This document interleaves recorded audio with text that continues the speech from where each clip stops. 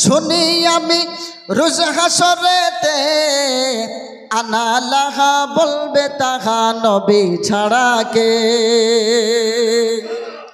নবী ধনী হবে শুনি আমি রোজ হাসরেতে, আনা লাহা বলবে তাহা নবী ছাড়া কে।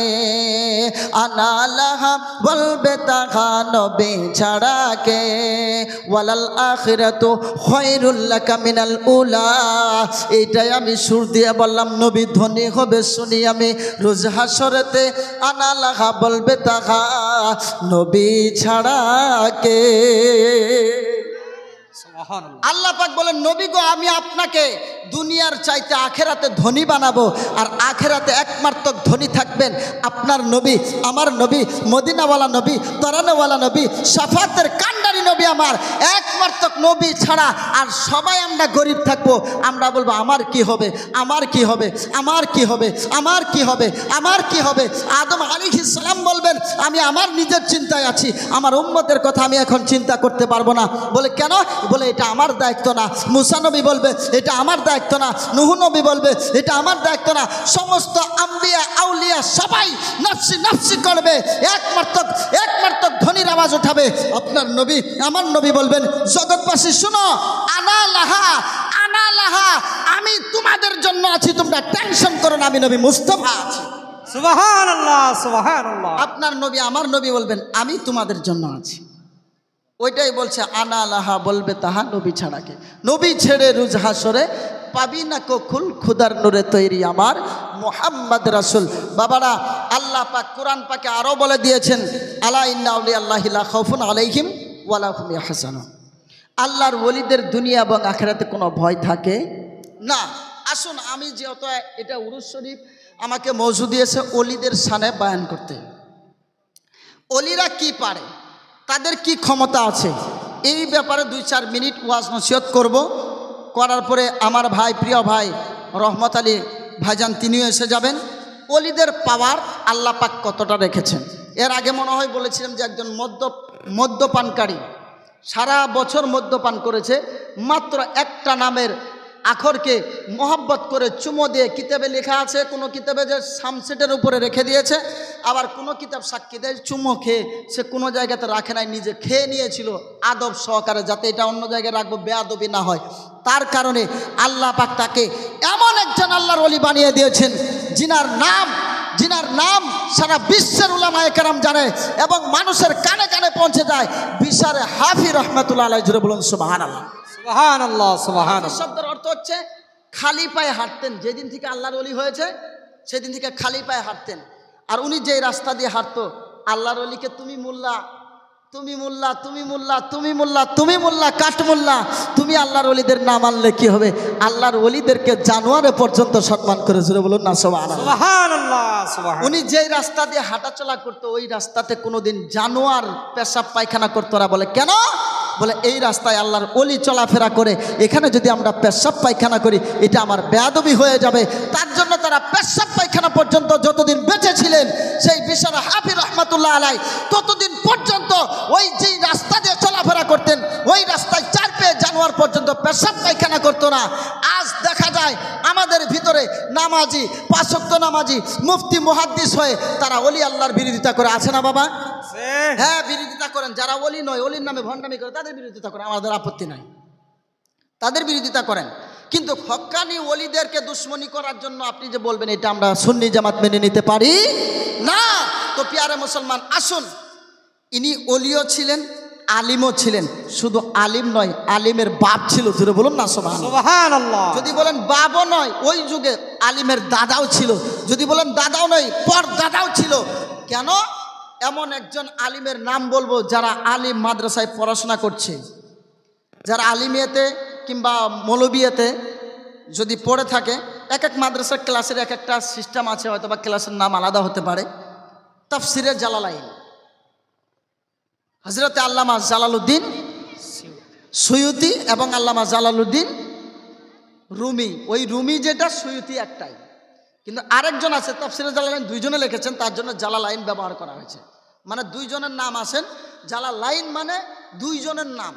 তো এখানে যেটা তাফসিরে জালালাইন, এখানে সুয়ুতি যা আছে, উনি আমার নবীকে একবার নয়, দুইবার নয়, তিনবার নয়, চারবার নয়, পাঁচবার নয়, 72 বার দিদার করেছেন। সুবহানাল্লাহ সুবহান।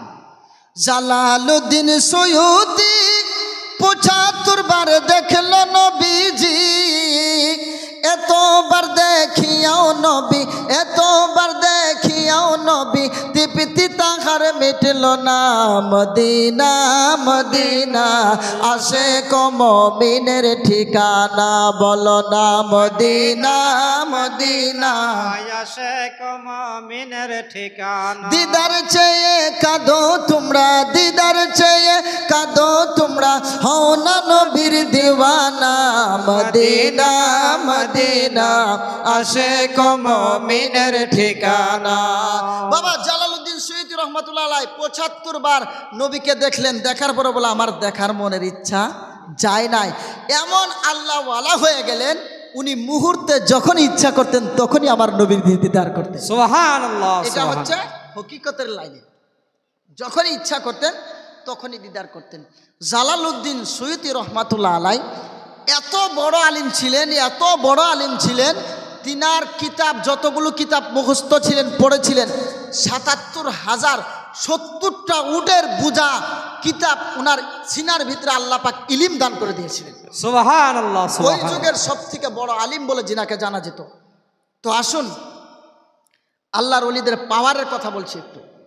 তিনি তিনার মুরিদকে একদিন বলছে, বাবা আমার না মনে মনে না আজকে একটু সাজ জেগেছে। আসরের কয়েক মিনিট পূর্বে বলছে, বেটা, বলে কি? বলে আমার না আজকের না আসরের নামাজটা মক্কার ঘরে আদায় করার মনে সাজ জেগেছে। সুবহানাল্লাহ পড়বেন না? সুবহানাল্লাহ সুবহানাল্লাহ। প্রায় 1000 কিলোমিটার দূর বাড়ি। সেখান থেকে মুরিদকে বলছে, মুরিদ রে, আমার একটু মক্কার ঘরে আজকের আসরের নামাজ আদায় করার ইচ্ছা জেগেছে। আল্লাহর ওলিদেরকে সম্মান করেন, ওনারা মুহূর্তে ইচ্ছা করলে এখান থেকে সারা পৃথিবী ঘুরে আসতে পারে। ক্ষমতা কে দিয়েছে? আল্লাহ। ক্ষমতা কে দিয়েছে? আল্লাহ। আল্লাহ। নিজের থেকে বলা যাবে না, কারণ আমার আল্লাহ দান করেছেন। তো প্যারা মুসলমান, মুরিদ বলছে, আচ্ছা এটা তো ভালো। বলে তবে একটা কথা, তোমাকেও নিয়ে যাব সাথে, আমি একা নয়। জোরে কর না সুবহানাল্লাহ। সুবহানাল্লাহ সুবহান। সেখানে যেতে গেলে কমসে কম আপনার 24 থেকে 18টি ঘন্টা লাগবে এখনকার যুগ হিসেবে। ট্রেনে সফর করলেও, হ্যাঁ, প্লেনে গেলেও প্রায় 1 থেকে 1.5 ঘন্টা সময় লাগবে। সেখানে বলছে মিনিটে কয়েক মিনিট পূর্বে আমি মক্কার ঘরে গিয়ে আসরের নামাজ আদায় করতে চাই। মুরিদ বলছে, হুজুর আমিও যেতে চাই। বলে তুমিও যেতে পারবে, কিন্তু তবে একটা কথা রে মুরিদ, আমার এই হকিকত, আমার এই কথা আমি যতদিন দুনিয়ায় বেঁচে থাকবো ততদিন তুমি এই কথা প্রকাশ্য করবে না। বলে কেন? বলে আলিমদের ভিতরে এমনও আলিম আছে, তারা জানার পরেও বুঝার পরেও মানতে চায় না। আলিম সমাজ দেখবেন, আমি একটা বস্তু, আমার আজকের 13 বছর ঈদ 2013 থেকে ওয়াজ নসিহত করি বাবা। কত থেকে? 2013। আমার ফার্স্ট ওয়াজ শুরু হয়েছিল 2009 গোলাপ হুজুরের বাড়িতে। এখানে গোলাপ হুজুরের বাড়ির ওখানকার একজন এসছে, মানে ওখানকার নয়, গোলাম মোস্তফা হুজুরের বাড়ি এনসি বান্দির ওখানে এসছে, উনি জানতো। ওনাদের ওখানে যখন আমি মাদ্রাসাতে পড়তাম ছোট্টবেলা, তখন প্রথম আমার ওয়াজ হয়েছিল 20-25 হাজার মানুষের ভিতরে। সবই আপনাদের দোয়া। তো এই যে কি বলতেছিলাম, এর পূর্বে কি বলতেছিলাম বাবা? মক্কার ঘর নামাজ, মক্কার ঘরে যে নামাজের কথা যে বলতেছিলাম, যে আলিম সমাজ, ভুল বললে, আলিম সমাজ সব থেকে বেশি মানুষকে মেনে নিতে চায় না। কেন বলেন তো? আলিম আমার এই 2013 থেকে নিয়ে 2024 শেষ ডিসেম্বর পড়েছে, এর ভিতরে দেখলাম কোনো আলিমকে কোনো আলিমের সঙ্গে ভালো করে মহাব্বত করে নেওয়ালা অন্তর থেকে আমি একটাকেও দেখি নাই। তাই বলে আলিমকে বেয়াজ্জতি করছি না আমি। যদিও কেউ কারোর সঙ্গে মহাব্বত রাখে কিছুক্ষণের জন্য, কিছু পাওয়ার জন্য, কিছু স্বার্থের জন্য, এর ছাড়া আপনি বিশ্বাস না হয়, আজ আমি এখান থেকে ওয়াজ করে যাই, কালকের এখানকার একজনকে জিজ্ঞাসা করবে বেশি একটা ভালো নয়, আরেকজনকে জিজ্ঞাসা করবেন, ও বলবে এটা ভালো নয়। তো জগৎটা বর্তমানে আলিম সমাজের ভিতরে এটা হয়ে গেছে। এটা আমার কথা নয়। আরে আজ থেকে প্রায় 800 বছর পূর্বে ইমামে গাজ্জালী রহমতুল্লাহ আলাইহি বলেছেন যে আমার এই যুগে আমি দেখতে পাচ্ছি 99% আলিম আর আলিমের ভিতরে নাই। তাহলে এই যুগে কি হয়েছে বলে? এই যুগে কি হয়েছে? তে বাবারা, দেখবেন আপনাদের আগে ফতোয়া মেরে দেবে। যদি এখনকার কোনো পীর সাহেব বলে যে বাবা আমি চলো মক্কার ঘরে গিয়ে একটু নামাজ পড়বো, যেই মাত্র বলবে আমার হুজুর এইটা বলেছে, প্রথমে আলিমে ফতোয়া মারবে, দেখো কি ভণ্ডামি আরম্ভ করে দিয়েছে। কারণ তারা বুঝে, শেষে গিয়ে বুঝে, শেষে জায়গা মতো গিয়ে যখন জায়গা মতো পেছে পড়ে তখন তারা বুঝে যত বড়ই আল্লাহওয়ালা হও, যত বড়ই মুফতি হও, যত বড়ই মুহাদ্দিস হও, তোমার কারোর না কাছে গিয়ে, কারোর কাছে না কারো কাছে, তোমার সেখানে গিয়ে তোমার কি করতে হবে? কি করতে হবে বাবা? মুরিদ বায়াত হতে হবে। জোরে বলুন সুবহানাল্লাহ। সুবহানাল্লাহ। তো বাবারা, এইটা বস্তুই আপনাদেরকে বললাম। তো আসুন জালালউদ্দিন সৈয়দী রহমাতুল্লাহ আলাই, তিনি বলছে মুরিদ রে আমি মক্কার ঘরে নামাজ আদায় করতে চাই, কিন্তু কাউকে বলবে না, কারণ যদি বলো আমার উপরে ফতোয়া লাগিয়ে দেবে। কেন ফতোয়া লাগায় নাই? মনসুর হাল্লাজের উপরে ফতোয়া লাগায় নাই? কারা লাগিয়েছিল? আলিম সমাজ লাগায় নাই? শরীয়তের আলিমেরা লাগায় নাই? কারণ শরীয়তের আলিম ওলামা তিনারা ফতোয়া লাগিয়েছিলেন, ওনারা হকিকতের ব্যাপার জানতো না, অন্তরের খবর জানতো না, কিন্তু যে একজন দুইজন জানতো তারা বলার সাহস পেত না। বলে আমরা যদি এখন বলি তাহলে আমাদের উপরে এই আলিমেরা ফতোয়া লাগিয়ে দেবে, আমাদের বের হওয়া মুশকিল হয়ে যাবে। দেখেন আপনি মুহাদ্দিস হুজুর অনেকগুলো ক্ষেত্রে চুপ থাকেন, কারণে ওনার উপরে কত ফিতনা করলো, কিছু করতে পেরেছে? একটা পশমও বাঁকা করতে পারে নাই। আজ সেই মুহাদ্দিস হুজুর আসামের ভিতরে সব থেকে নাম্বার 1-এ চলে গেছে। কেন? তিনি এত বড় আদারা চালাচ্ছেন, আসামের ভিতরে সুন্নি মাদ্রাসা সব থেকে বড় মাদ্রাসা, মুফতি পর্যন্ত পড়াচ্ছেন, যিনার সামনে দাঁড়িয়ে কোনো আলিম কোনো একটা ফতোয়ার ব্যাপারে কথা বলার সাহস পায় না। কিন্তু আজ তিনি চুপ থাকেন, এগুলো ফিতনাতে যায় না বলে তিনার উপরে আঙুল তুলেছিলেন। কিছুগুলো কথা, সব কথা খুলে বলা যায় না। তো সেই জালালউদ্দিন সৈয়দী রহমাতুল্লাহ আলাইহি বলছেন যে মুরিদ রে আমি এই ওয়াদাটা যদি পালন করো আমি তোমাকে নিয়ে যেতে চাই। প্যারে মুসলমান, মুরিদ বলছে হুজুর আমি যদি আপনার উসিলাতে আজকে যদি মক্কায় যেতে পারি, মক্কায় যদি নামাজ আদায় করতে পারি, নবীর রওজা যদি আমি জিয়ারত করতে পারি, এর থেকে আর কি সৌভাগ্য আছে? আমি কারো কাছে বলবো না। আপনি যতদিন দুনিয়ায় বেঁচে থাকবেন আমি কারো কাছে বলবো না, আমি কারো কাছে বলবো না। প্যারে মুসলমান, যারা বলে আল্লাহর ওলির পাওয়ার নাই, আল্লাহ পাক তিনাদেরকে পাওয়ার দেয় নাই, আমি আপনাদেরকে শুধুমাত্র একটা পলিমের কথা বলতেছি। ও প্যারে মুসলমান, আল্লামা জালালউদ্দিন সৈয়দী রহমাতুল্লাহ আলাইহি তিনি মুরিদকে ডাক দিয়া বলে মুরিদ রে ও আমার মুরিদ, তোমার যদি অজু না থাকে অজুটা একটু করে আসো। মুরিদ সঙ্গে সঙ্গে অজু বানিয়ে নিলেন। অজু বানানোর পরে মুরিদের হাতটা এরকম করে ধরলেন, ধরার পরে বলছে মুরিদ রে ও আমার বাবা মুরিদ, তোমার চোখটা একটু বন্ধ করে দাও, চোখটা একটু বন্ধ করে দাও। চোখটা একটু বন্ধ করে দিয়েছে। চোখটা যখন বন্ধ করে দিয়েছে, মুরিদও কম চালাক নয়। দেখি আমার হুজুর চোখ বন্ধ করে কি করে। মুরিদ এইদিকে হিসাব করতেছেন। এবার চোখটা বন্ধ করার পরে পীর সাহেবে মুরিদের হাতটা ধরে 1 কদম 2 কদম 3 কদম 4 কদম 5 কদম এমন করে 27টি কদম 27টি ধাপ ফেলেছে। ফেলার পরে মুরিদকে বলতেছে মুরিদ রে ও আমার মুরিদ, এবার তুমি চোখটা একবার খুলে দাও। যেই মাত্র মুরিদের চোখ খুলেছে, মুরিদ এবার বলতেছে নবীর উম্মতেরা রে ও নবীর উম্মতরা তোমরা শোনো, আমি যখন আমার মুর্শিদের হাতে হাত দিলাম, আমি যখন আমার মুর্শিদের হাতটা ধরলাম, আমার মুর্শিদ যখন আমাকে চোখ বন্ধ করলো, আমি যখন চোখটি বন্ধ করলাম 27টি কদম হাঁটলো। 27 কদম হাঁটার পরে আমাকে যখন চোখটি খুলতে বলল, আমি যখন চোখটি খুললাম, খোদার কসম করে বলছি, ওই মুরিদ বলতেছেন খোদার কসম করে বলছি 1000 কিলোমিটার রাস্তা, সেই রাস্তা 27 কদমে শেষ করে দিয়ে কাবা ঘরের দরজার সামনে দাঁড় করিয়ে দিয়েছে। সুবহানাল্লাহ সুবহানাল্লাহ। কাবা ঘরের দরজার সামনে দাঁড় করিয়ে দিয়েছে। বাবারা চিন্তা করেন, এর জন্য বলে কি বলে মুর্শিদের দরবার ভক্তেরই কাবা ঘর। ওরে মুর্শিদের দরবার ভক্তেরই কাবা ঘর, মুর্শিদের দরবার ভক্তেরই কেবলা ঘর, জান্নাতের হাওয়া সেথায় বয়া যায় বিশ্বাসে। আহা, কে জানে কার ভাগ্য হয়, কথা বলেন ঠিক কিনা? মুর্শিদের দরবারটা হচ্ছে আল্লাহ আল্লাহ রাসূলকে পাওয়ার দিক, কেবলা মানে কাবা মানে দিক, দিক মানে রাস্তা, আবার অন্য কিছু পাবেন না। কথাটা বুঝছেন কি? কেবলা কাবা মানে একটা দিক, রাস্তা। এখানে জান্নাতের হাওয়া এখানে বয়ে যায়। কার ভাগ্য হয়, কার ভাগ্য হয় না। তো প্যারে মুসলমান, সেখানে গেলেন, আসরের নামাজ জামাত সহায়ক আদায়, মুরিদও আদায় করলেন, পীরও আদায় করলেন। আদায় করার পরে তিনাকে আবার হাত ধরে মদিনায় নিয়ে চলে গেলেন। মদিনা যখন মদিনা জিয়ারত করা শেষ, এবার আবার কাবাতে আসলেন, ওই জায়গাতে যেই জায়গায় এসেছিলেন। এবার বলছে, মুরিদ তোমাকে একটা কথা বলতে চাই। বলে কি? তুমি যদি ইচ্ছা করো হাজিদের সাথে থেকে তুমি শেষে বাড়িতে যেতে পারবে। তখন আর পাসপোর্ট ভিসা মিসা এগুলো ছিল না।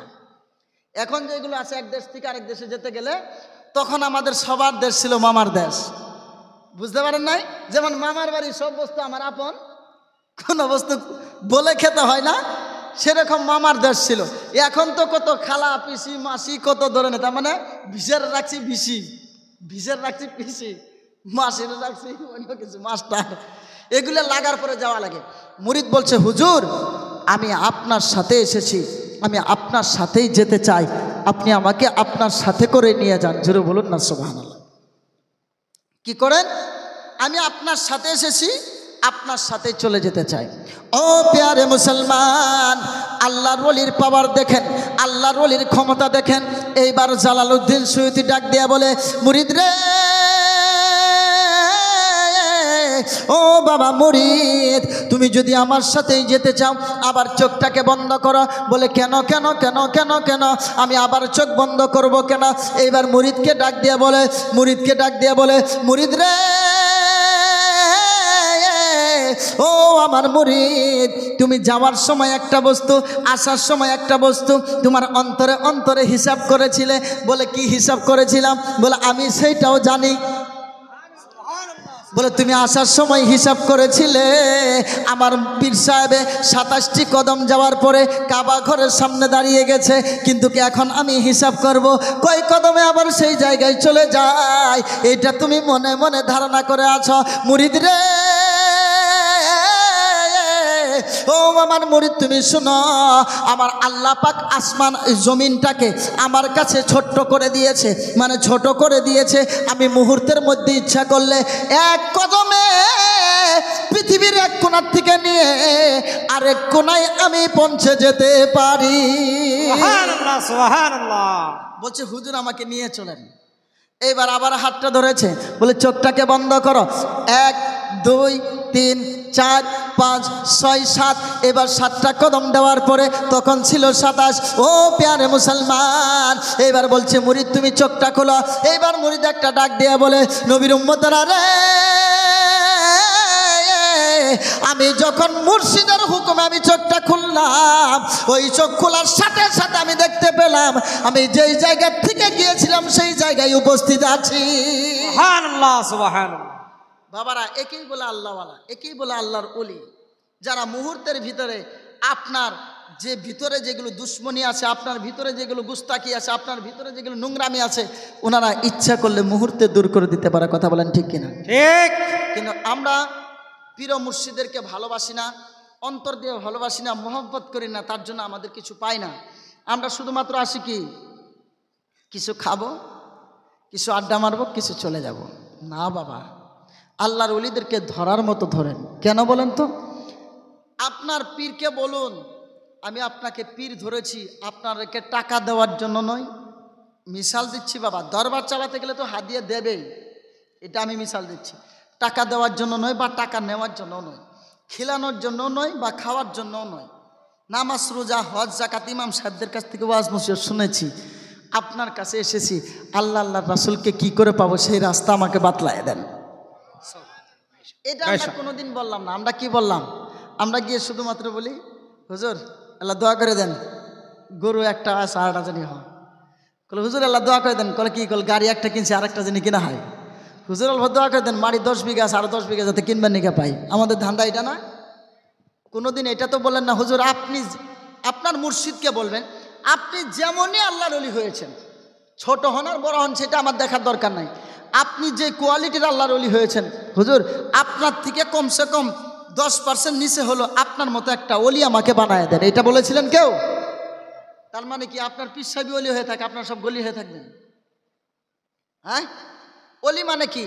আল্লাহ পাকের বন্ধু, আল্লাহ পাকের দুস্থ। আল্লাহ পাকের দুস্থ হওয়ার ইচ্ছা নাই? তার মানে অলি হলেই যে পীর মুরিদি করতে হবে সেটা নয় বাবা। আবার ভাববেন যে অলি হলে আমাদের পীর মুরিদি করা লাগবে, এটা নয়। পীর মুরিদি যেটা ওইটাই আলাদা, খিলাফতের লাইনটাই আলাদা, ওইটা চেন সিস্টেম। আর আল্লাহওয়ালা হওয়াটাই ওইটাই আলাদা। তো আল্লাহ পাক আমাদের সকলকে হক্কানি পীরেদের হাতে হাত দিয়ে বায়াত হওয়ার তৌফিক দান করবেন। আল্লাহুম্মা আমিন। একবার দুরূদে পাক পড়ুন, আল্লাহুম্মা সাল্লি আলা